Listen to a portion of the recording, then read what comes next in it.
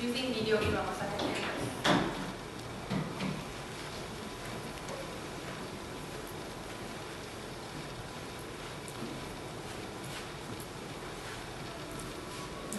We are Team Oceanus. We will be developing interactive content for the 2012 World Expo in Yosu, Korea. In our project, we have 8 students working together from campuses in Pittsburgh and Osaka. In Pittsburgh, we have Cooper Yu, Nina Yu, and Lu Yu Wong. Our team members in Osaka are Juan Mendez, Omar Juarez, Tatiana Kuchevova, Andy Korzik, and Katie Smith. Our advisors are John Dessler and Salvador Barrera. We are partnering with GL Associates in Seoul, Korea, who is the main contractor at the World Expo site. The theme of the expo is the living ocean and coast. In this expo, expositions will be dealing with the ways to preserve the planet's health and marine ecosystems. The expo will run from May 12 to August 12, 2012, and is expected to have almost 100,000 guests per day. Construction is currently underway for the expo's digital gallery, where our content will be presented. The digital gallery is a corridor street that connects the high-speed rail entrance and the gateway to town. The digital gallery will serve as the entrance to the expo and is an opportunity to set the theme for what is to come. Team Oceanus will be designing an experience for the people traveling through the street that will be displayed on the large LED ceiling above them. Similar to the Fremont experience in Vegas, the digital gallery will feature an expansive LED canopy. Hundreds of users will pass through it at a time as they make their way into the expo site. The experience will be about 5 to 15 minutes long and will take place many times during the day. By the end of the semester, we will have a detailed design document for the experience, along with prototype content that demonstrates the interaction. Additionally, we will research the best engines and methods for completing the project.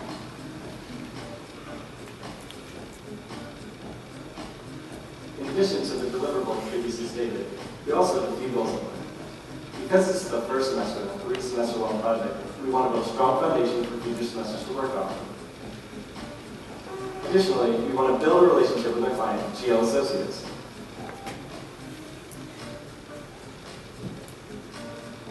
We researched 4 types of input methods: Twitter, smartphones, IR cameras, and microphones. From these 4, 2 were rolled out. We explored the possibility of using Twitter API as an input technology to allow guests to display their text on the screen. However, this kind of interaction was not viable.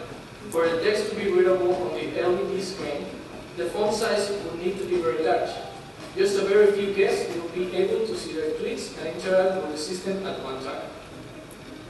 Smartphones usage is quite prevalent, and by 2012, the majority of guests will have their personal devices with them. Smartphones could easily be used as an input device. However, our client requested for our experience to have a group interaction. Smartphone application was ruled out simply to limit the experience to just an individual.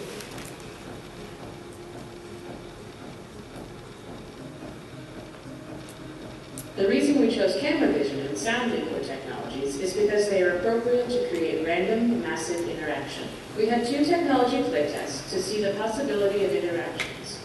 For the camera vision test, we chose IR technology. It's widely used in indoor interactions, such as multi-touch screens. Pittsburgh campus used several IR cameras with Community Core Vision software to test massive crowd detection at a distance. The playtest showed that detecting people's movement is possible, but we still need to supplement the errors and compensate the defects. Another piece of technology we chose to use in our project is a basic microphone. Osaka campus used microphones to test the possible interaction based on different aspects of sound, such as volume, pitch, and rhythm. In conclusion, volume levels and pitch detection are possible, but going further will require a more complicated setup. We also learned that we need to keep researching different methods of analyzing sound and integrating with engines, because it is a large obstacle any future team will have to overcome. If we can determine what the most effective methods are, it will tremendously help with future teams. At Quarter Walk Ranks, we received received a lot of valuable feedback and made these gains that lead to establishing these things in their users. For example, it's more important to get small group engaged rather than to not have the entire crowd support it. What we really want is to get people involved in understanding the interaction.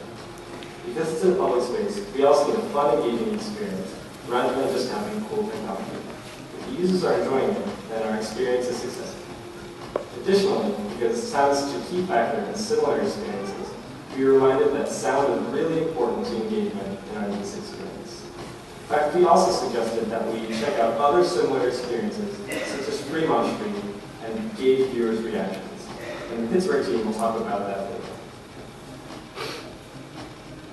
Earlier this semester, we went to visit Seoul where we met with our client, Geo Associates. We received blueprints of the expo as well as detailed information about the event.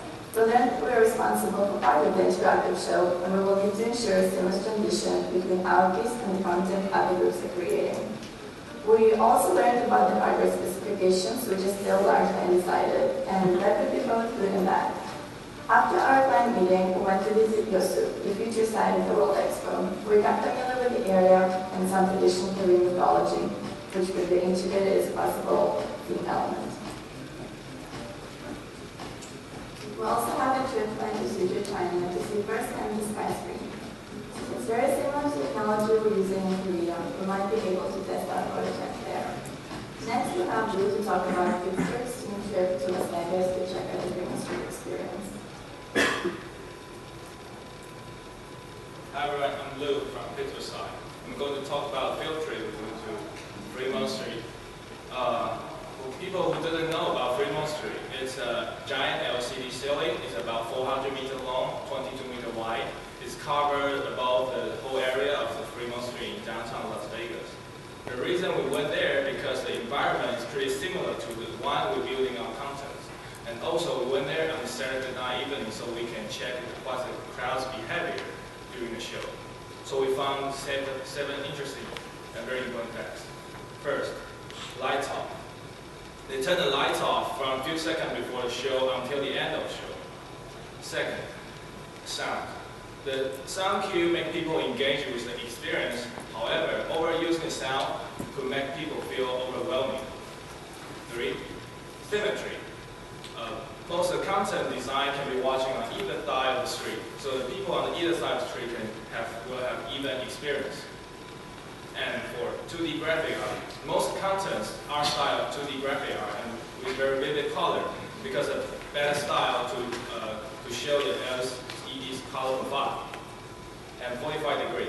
This is a really important fact to figure out people usually watching toward the 45 degree instead of straight up. And 5 minutes. After 5 minutes, some people lost their interest with the ceiling, and some people feel a little bit dizzy and ill because it's not comfortable to stay such a long duration while looking. And distort. Some video and image be stretched in order to fit the original ratio from the from the viewer's point of view.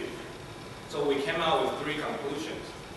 First, without any interactions, the duration of the experience should be around 5 minutes. Second, the content should be designed can be watching comfortably from most locations. And third, the sound feedback is really necessary to making audience engage with our experience.